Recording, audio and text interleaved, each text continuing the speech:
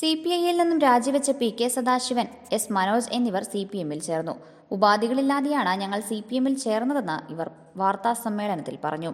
Idukki live വാർത്തകൾ നിങ്ങൾക്കായി അവതരിപ്പിച്ചത് wood furniture, saint Jude square, Vellayamkudi road, Kattappana.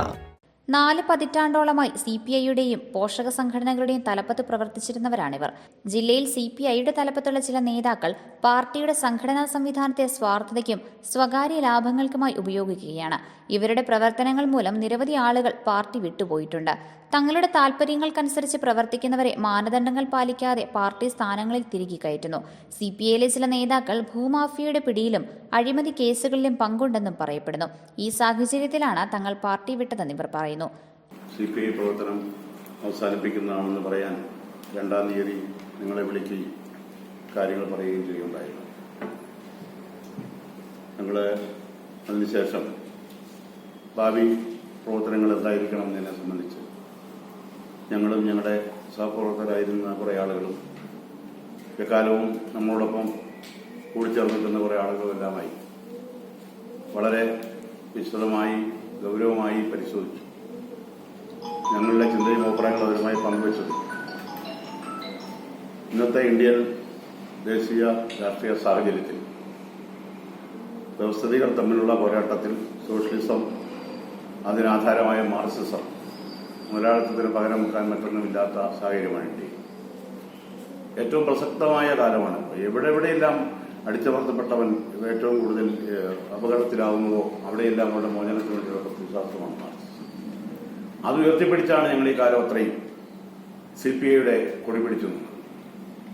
സംഘടനാപരവും തികച്ചും സംഘടനാപരവും അതിനകത്തുള്ള ചില നേതാക്കന്മാരുടെ വ്യക്തിപരമായ കാരണങ്ങളാലുമാണ് ഞങ്ങളിൽ നിന്ന് വിടേണ്ടി വന്നത് എന്ന വിവരം നിങ്ങളോട് ഞാൻ പത്രസമ്മേളനം തന്നെ പറഞ്ഞിരുന്നത്. ആ സാഹചര്യത്തിൽ ഞങ്ങൾ ഇപ്പോഴും ഈ പ്രസ്താവനയ്ക്ക് ഞങ്ങൾ പറഞ്ഞൊരു കാര്യം, CPI-യിൽ നിന്ന് വിടേണ്ടി വന്ന ഞങ്ങൾ അങ്ങനെ ഞങ്ങൾ പറഞ്ഞിട്ടുണ്ട്.